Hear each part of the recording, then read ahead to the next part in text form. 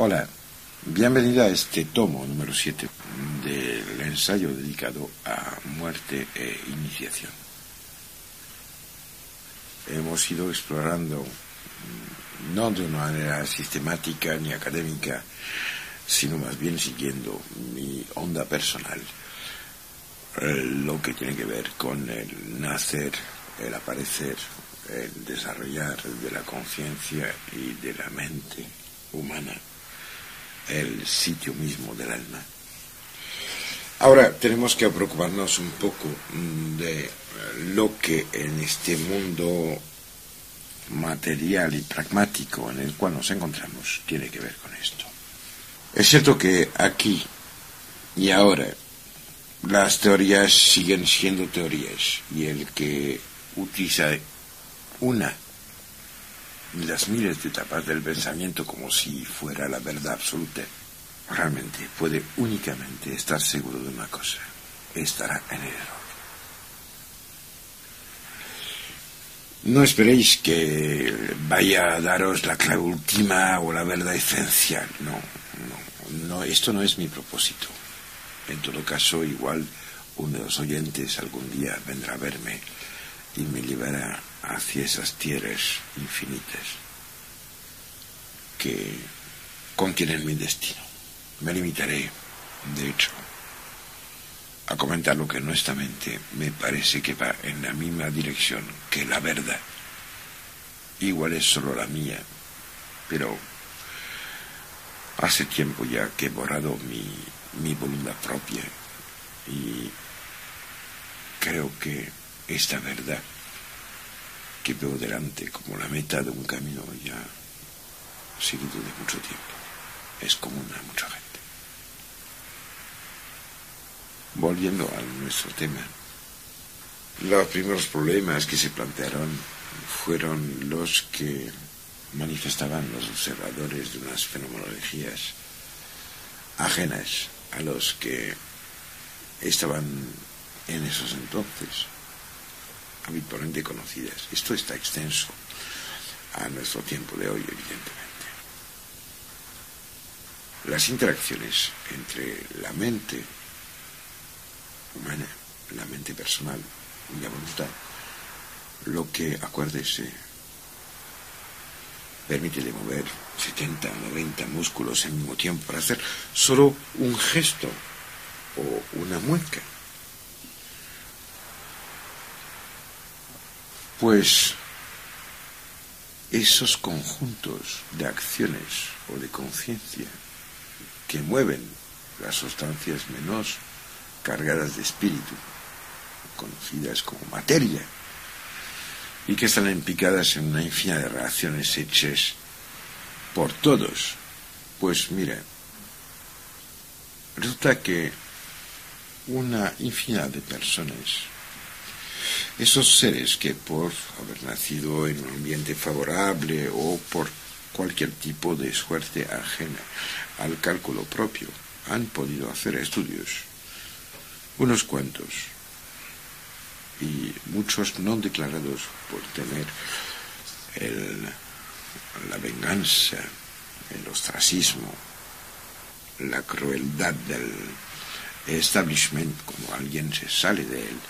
Muchos de los que son los predicadores de la verdad que nos ahogue han hecho experimentos, fueron testigos presenciales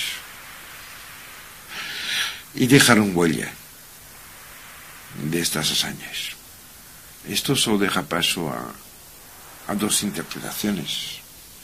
De hecho, o bien eran todos unos mentirosos y en el mejor de los casos estaban en un estado de histeria colectiva difícilmente compatible con la dignidad y la credibilidad académica de muchos de ellos, si no todos, o bien estábamos en presencia de una fenomenología que tiraba por la borda prácticamente todo lo que creíamos saber de las constantes universales.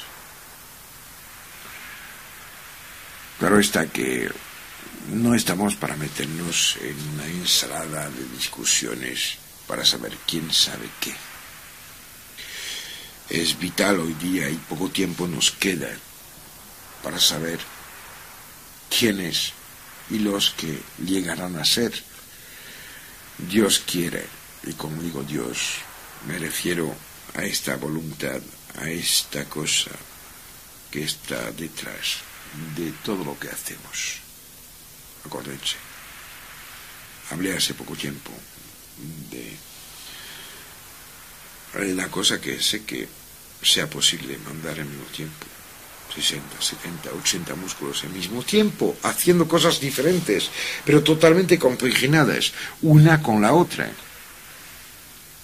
¿Cómo es posible esto? ¿Cómo se puede que la voluntad de uno, la gana de mover el brazo, el dedo, la nariz, reír, cerrar los ojos, abrirlos, o hacer un movimiento con las cejas, sea posible?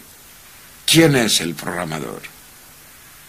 ¿Qué ha puesto dentro de este programa? ¿Qué es?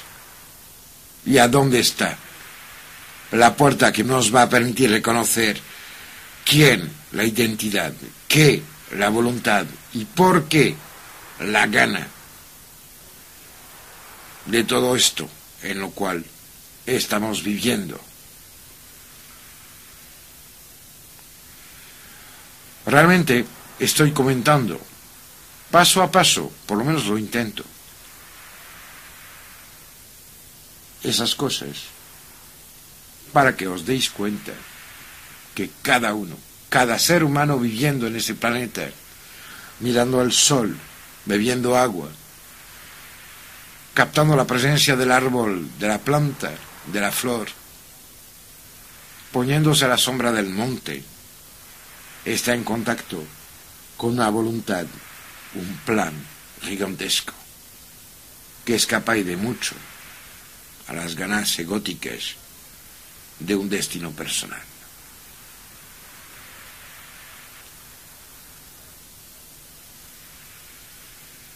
Realmente, cuando contemplamos esta gente que merece todo mi respeto, pero que no me interesa en absoluto, que son los científicos que han vivido cosas que ponen en duda lo que creían saber.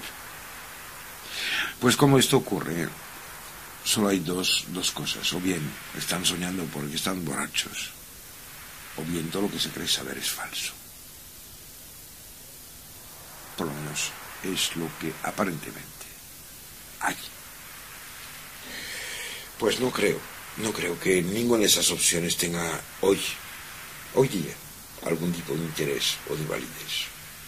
¿Sabe? Ha pasado el tiempo en el cual los miembros de la Unión Racionalista se tenían que levantar como nuevos inquisidores, enfrentándose a los soñadores, los creadores, los poetas, y al final a todos los que realmente hacían posible y hacen posible el progreso científico, a través de la apertura de sus espíritus, mediante una actitud respetuosa hacia lo que no habían experimentado en su carne o en sus pensamientos. En realidad, el impedir el paso al increíble es el hecho de la mente pequeña, del atrasado, el perro que aúlla dentro de nuestra boca. Os voy a contar unas pocas cosas. Mira, en la primera mitad de este siglo, en Rusia, un investigador llamado Mikhail Gorbachev, aunque firmo todos sus libros con algo que no entiendo, que es A.L. Gorbachev, creo que puso con una sola letra los que lo ayudarán. Pues este hombre realizó toda una serie de investigaciones sobre interacciones sin contacto, muy importante, sin contacto ninguno, entre tejidos vivos, o sea, entes. Se preocupó de lo que pasaba cuando algo, que en nuestro caso y en lo que nos interesa es alguien, siente, vive o padece algo, y qué pasa en el otro, que está cerca o lejos, porque al final, si la distancia, el contacto no existe, poco importa que esté a 15.000 kilómetros o en la habitación de al lado. Pues bien, este hombre llegó a definir un medio que permitía esas interacciones. Él las llamó radiaciones mitogenéticas. Y hizo un experimento que podéis reproducir con bastante facilidad, gastando al final muy poco dinero. Basta que pongan una cebolla viva. Pues ponga una cebolla dentro de un recipiente de cristal abierto, por ejemplo, yo que sé, las cosas que sirven para poner el vino en Cataluña, por ejemplo, ¿no? Y enfoque las puntas de las raíces hacia un pequeño espacio que esté afuera. Para conseguir esto basta con envolver el recipiente, dejando solo una pequeña parte, o sea, la boquilla, con luz. Y ya verán cómo se dirigirán hacia ahí el crecimiento de la cebolla.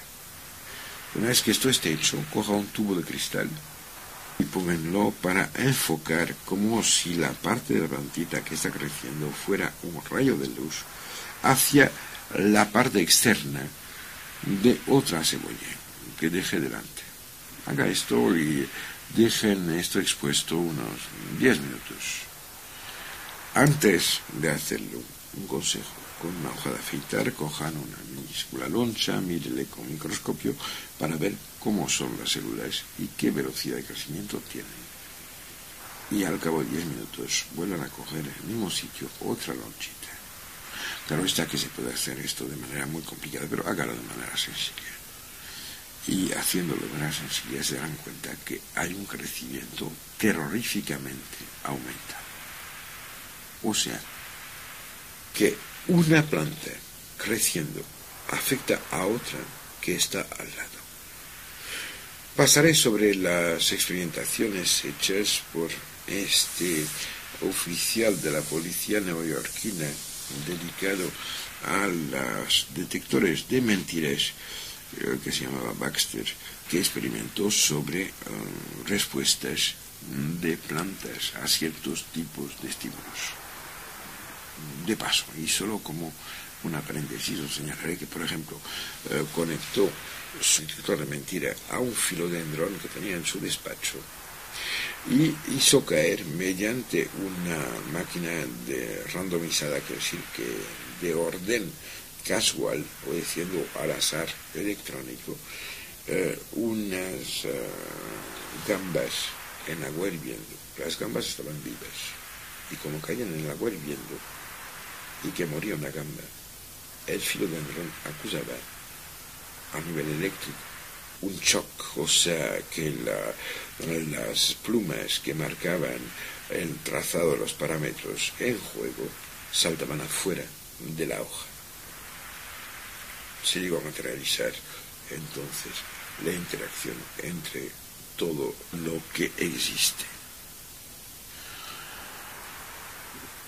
Cuando Gorswitch hacía sus experimentos a inicio del siglo, lo hacía en realidad unos años después de unos trabajos alucinantes que siguen hoy día vigentes, que fueron hechos por un hombre de excepción, que es Sir Jagadish Chandra Bose, un científico indio, que entre otras cosas, y esto vale la pena mencionarlo, realizó un transmisor de ondas antes que Hertz lo hiciera, la cosa que por indio me parece que, a pesar de haber estudiado en Oxford, no hizo las declaraciones necesarias como para poder ser el propietario de tal descubrimiento. Pero al mismo tiempo, Sir Jagadish Chandra Bose realizó un sinfín de experimentaciones que todas tienen que ver con la materia viva y no viva. Inventó un aparato llamado la célula energética, que aún hoy día se puede ver funcionando en la fundación dedicada a él en New Delhi. Llegó a demostrar las reacciones de las plantas a la presencia de otras secuencias de lo vivo.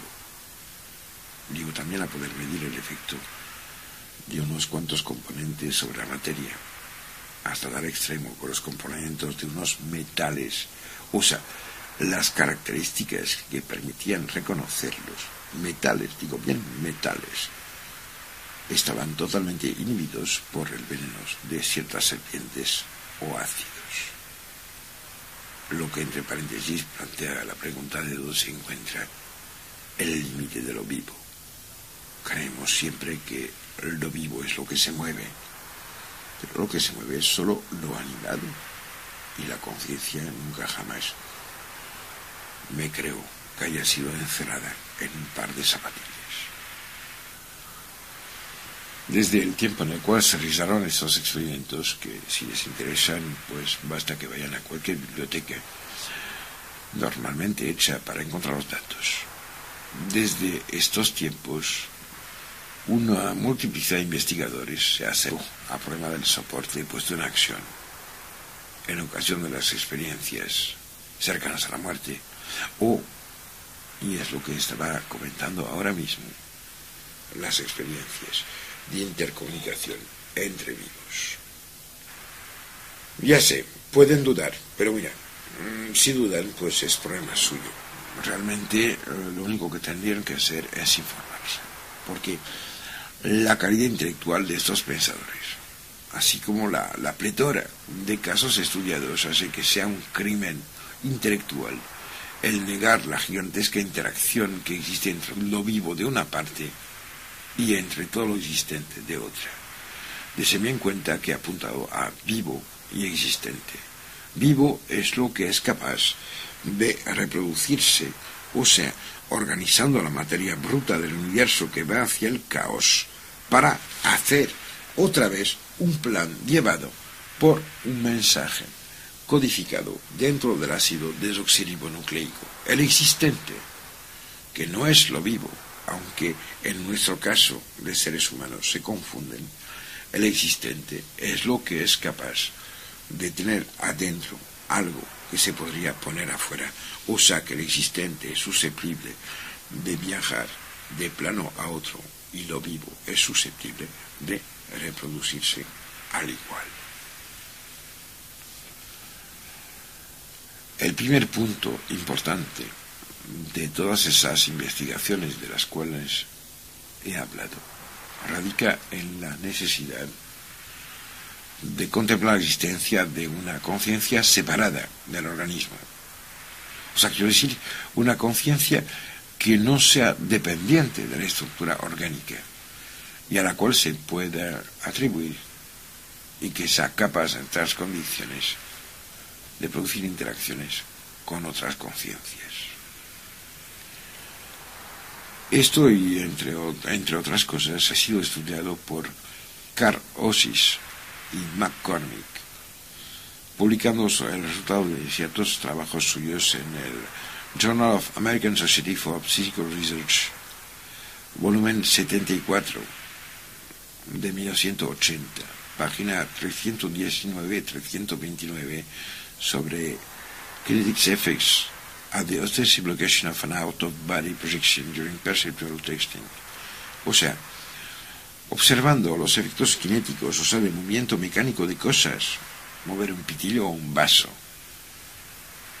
en una experiencia fuera y una proyección fuera del cuerpo. Esto es muy importante porque esas interacciones con la conciencia, o sea, subiendo en el orden estructural que rige nuestra existencia, parece ser que el control va de abajo hacia arriba.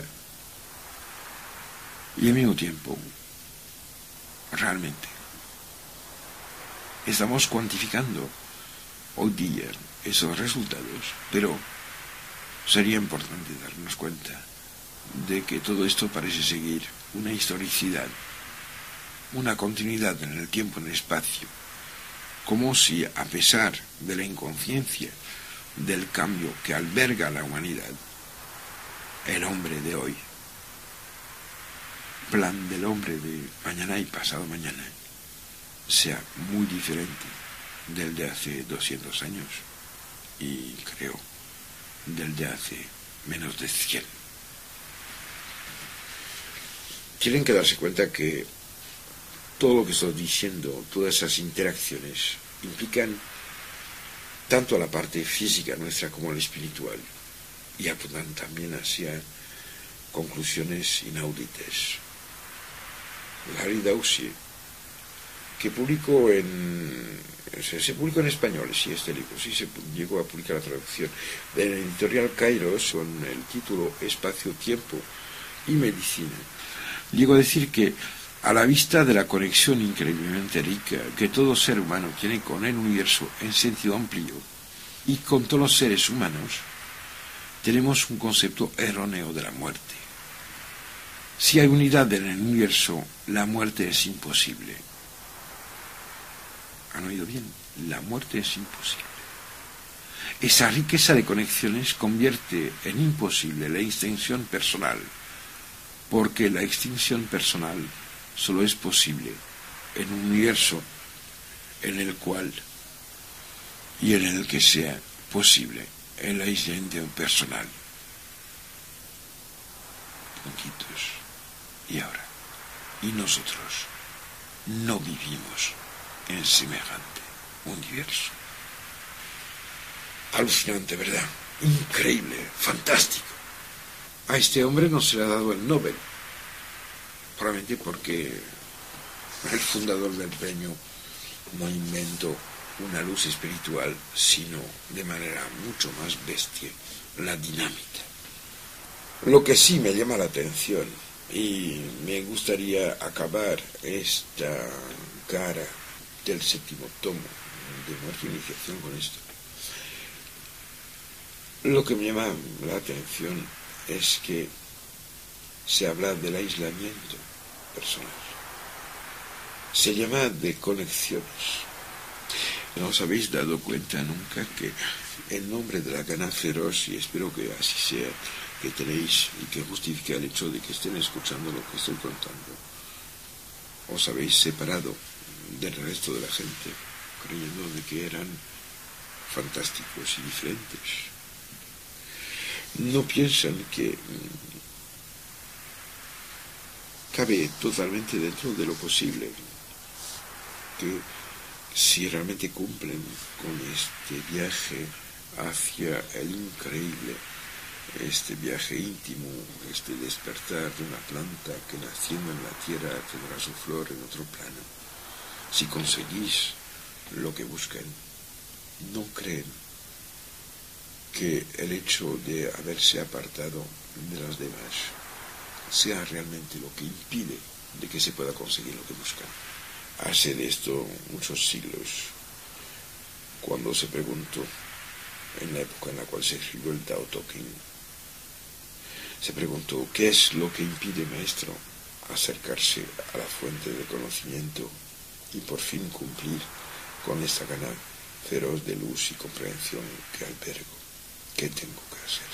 Dice, si quieres encontrar el camino, tienes que apaciguar tu mente, porque lo que impide que veas por dónde tienes que ir es el hecho de preguntar por dónde se encuentra. Os dejo ahora con el sonido fundamental, el mar. Y aunque no os guste o que piensen que es una facilidad, por lo menos os ruego que lo intenten. Saben, para poder oír, escuchar, recibir o entender, es necesario el silencio, el hueco o el sitio. ¿Quién puede amaros si ya llenan su corazón con su imagen propia? Deje sitio a lo que quieren para que el amor pueda conectarse.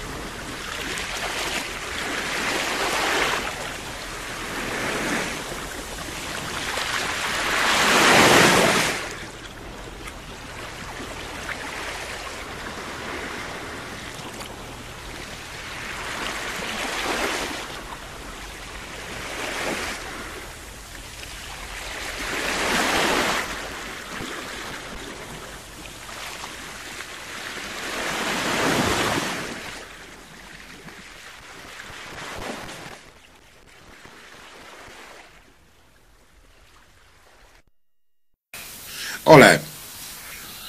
Desde unos 35 años, más o menos, se ha incrementado la cantidad de trabajos hechos en las direcciones que nos preocupan.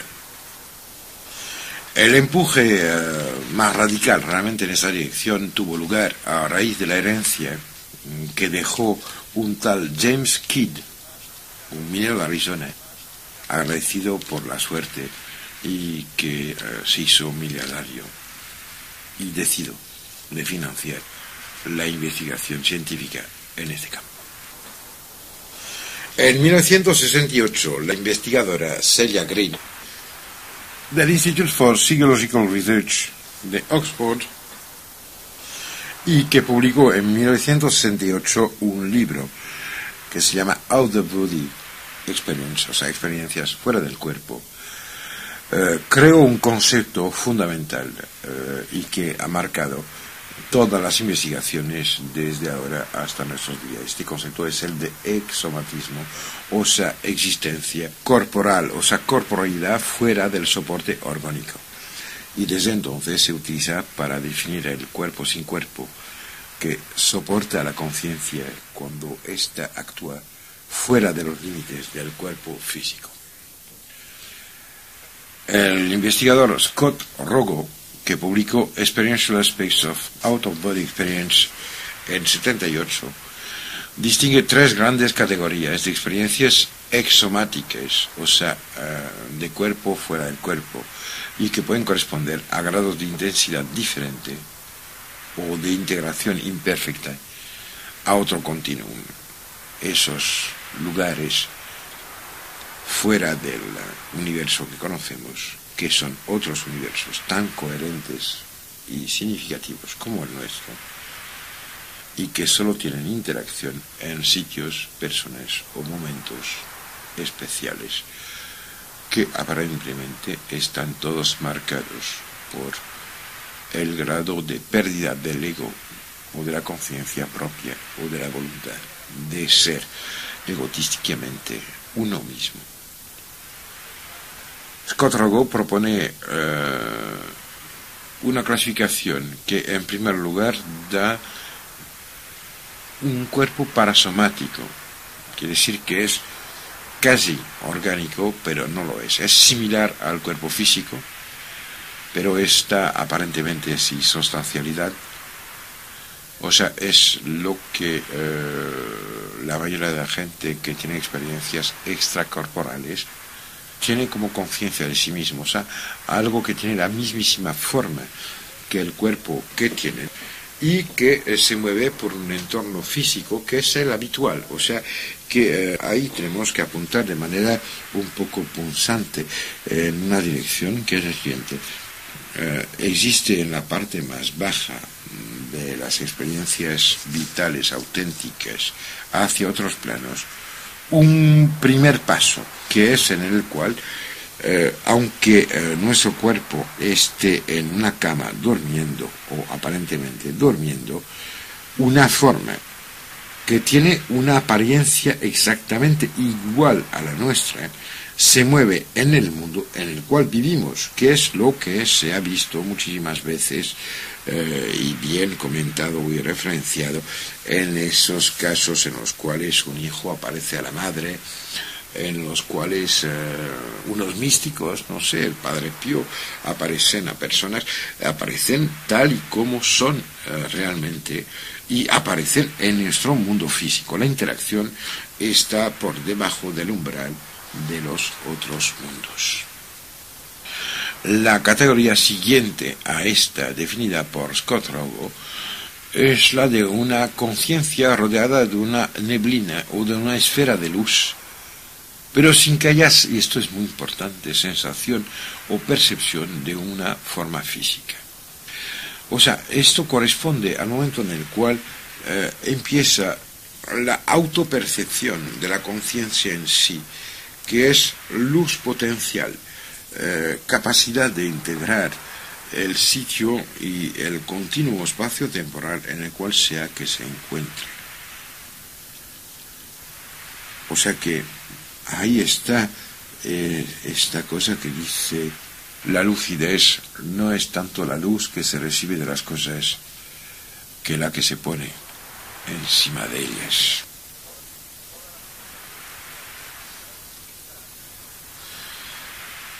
El tercer nivel, definido por Kotrogo, es una conciencia, es el de una conciencia separada espacialmente del cuerpo, pero sin que se capte o se sienta ningún tipo de forma o de definición espacial.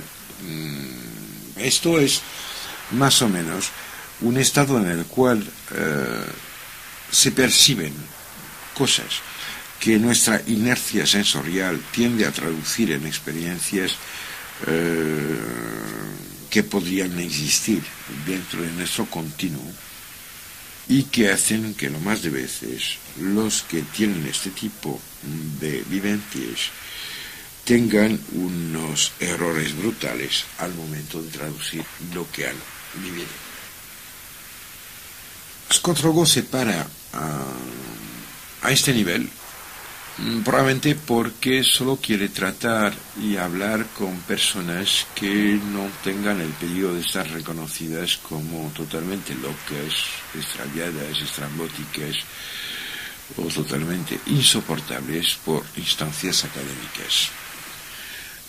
No llegó a publicar lo que sigue a este trabajo suyo, probablemente porque teme por su situación dentro del establishment.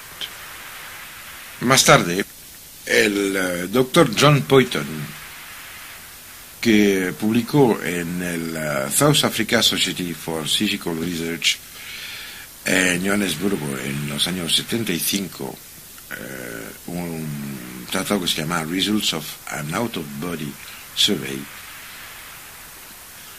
pues llegó a unas conclusiones un poco fuertes, porque después de un proceder muy frío, muy cruel, muy académico,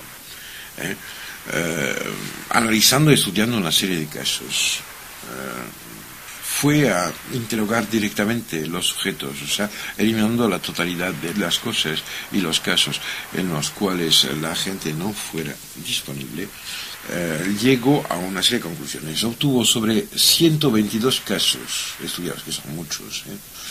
75% se habían visto como un cuerpo con experiencia de corporeidad. O sea, esto relacionándolo con lo de las connotaciones marcadas por Kotrogo, corresponden a la primera categoría, o sea, el cuerpo parasomático. 50% habían tenido su experiencia en estado de vigilia y gozando de buena salud, o sea, que son gente que sin, y esto es muy importante, haberse acercado a un proceso letal o un estado agónico o preagónico, ni haber vivido un estado cercano a la muerte, han tenido experiencias parecidas a las que sujetos anteriores relacionados por la historia nos habían dado como resultados.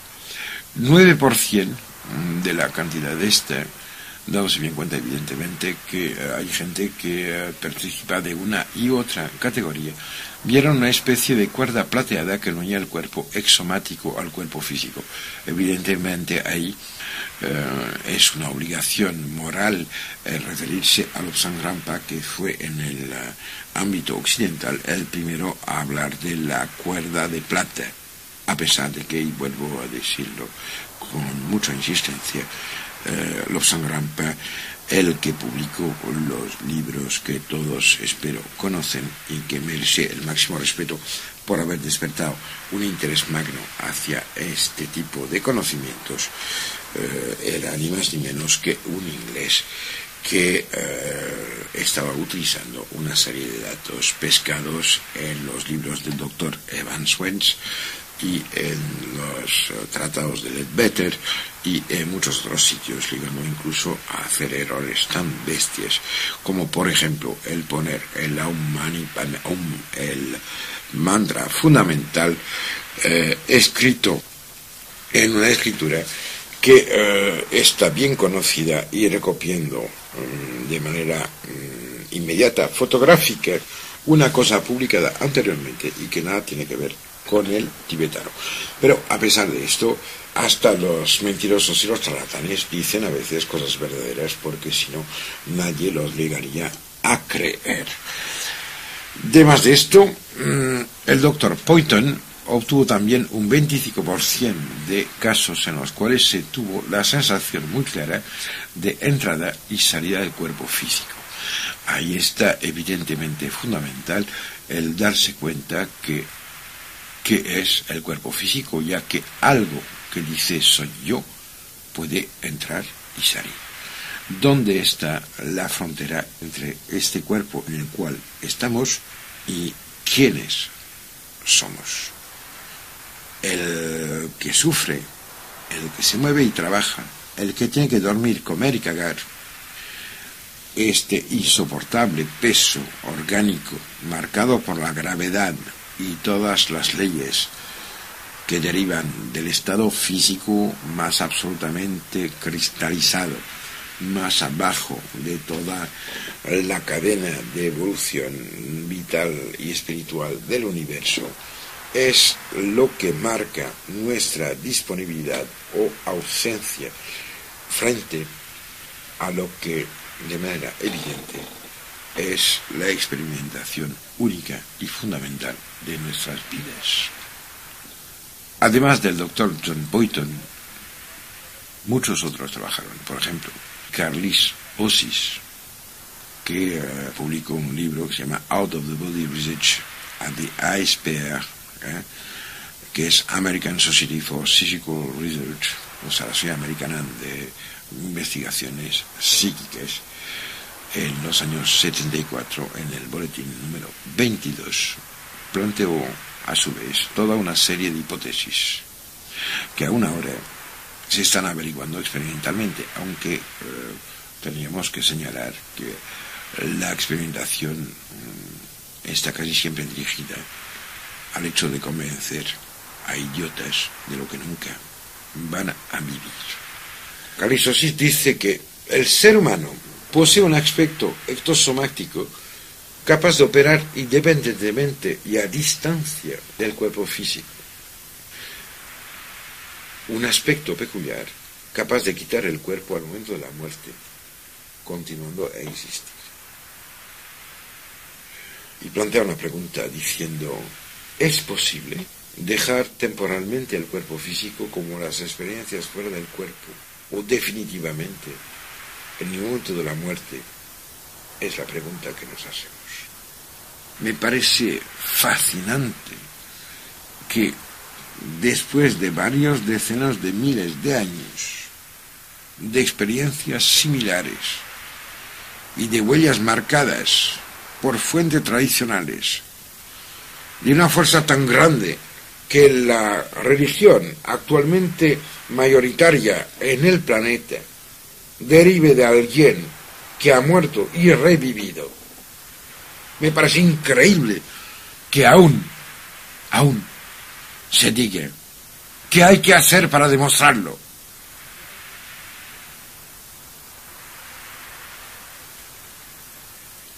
En los experimentos que se hacen fuera del ámbito de la fe, de la conciencia despierta, o de los experimentos personales, los accidentes vitales o las vivencias que soportan la conciencia activa, uno de los aspectos más fascinantes radica en que el mero hecho de tener una conciencia visual, o sea, un punto de vista, una perspectiva, quiere decir un sitio ubicable en el espacio, un punto de vista, o sea, en definitiva, todo lo que permite captar una imagen, esto está evidentemente supeditado a un tipo de visión espacial.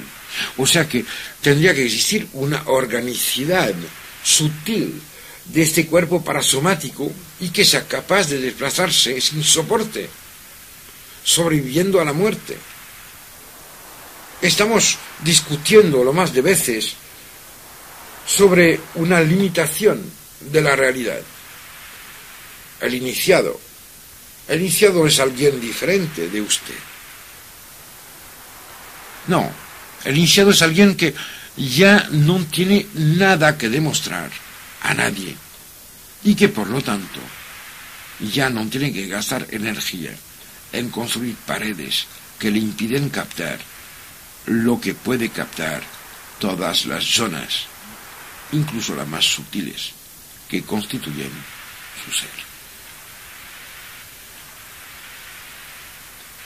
Mirando a este aspecto un poco ridículo y muy a ras del césped de las experimentaciones, evidentemente se hicieron un sinfín de pruebas de todos tipos, basándose sobre esta corporeidad necesaria en el momento de tener percepciones. O sea, para percibir hay que tener sentidos. Pero, párese un segundo, ¿qué son los sentidos? Sino especializaciones de la frontera, quiero decir la piel. Tocar, oler, ver, sentir, oír. ¿Qué son? Sino especializaciones de la frontera entre el yo interior y el gigantesco otro que siempre lo rodea. No se cambiará el otro. Lo que sí puede pasar es que si deja la cárcel de las percepciones fundamentales, si disuelve un poco esta frontera, que evidentemente impide a los demás de entrar dentro de lo que usted cree que es sí mismo, también permitirá a la esencia de lo que es divagar libremente por los espacios infinitos. Pero para intentar comprobar esto, con los medios a nuestro alcance, lo que nuestra mente y nuestros sentidos nos están diciendo, evidentemente se ha tenido que fabricar y plantear unos protólogos prácticamente destinados a microcefálicos. O sea, diciendo, poco importa que haya maravillas en la caja del tesoro, lo que nos importa es saber de qué madera fue hecha. Relacionando todo lo dicho anteriormente, se pone de manifiesto que a la primera condición de todo lo que he dicho anteriormente, y esta primera condición fue la de peligro físico de desaparición, se suman unos condicionantes como la relajación o la meditación profunda, porque en esos estados el límite entre yo y el universo diferente empieza a desaparecer. El secreto es: dejen de ser egoístas. El centro no está adentro, está afuera.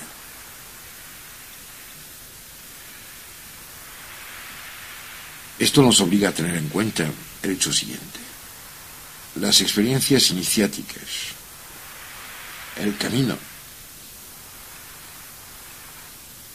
los hechos conocidos por testimonio o porque uno mismo los ha vivido, el desplazamiento de la conciencia a otros niveles de existencia, solo ocurren cuando el ego, como ente separado del mundo y de los demás, se encuentra disminuido, cuando las fronteras se funden. En ciertas escuelas iniciáticas, esta pérdida de la parte del ego que se opone a los demás es tal que entre los miembros de esas comunidades aparecen los fenómenos que hacen pensar en un metaser psíquico, en el cual las interacciones de los componentes individuales son aumentados en función directa del grado de liberación del ego de los participantes. Claro está que el grado de liberación del ego de los participantes no es ninguna musculación de la mente, transformándolos en un Schwarzenegger del alma, sino todo el contrario. Dejan fundir la parte que impide que el mundo pueda ser lo que son.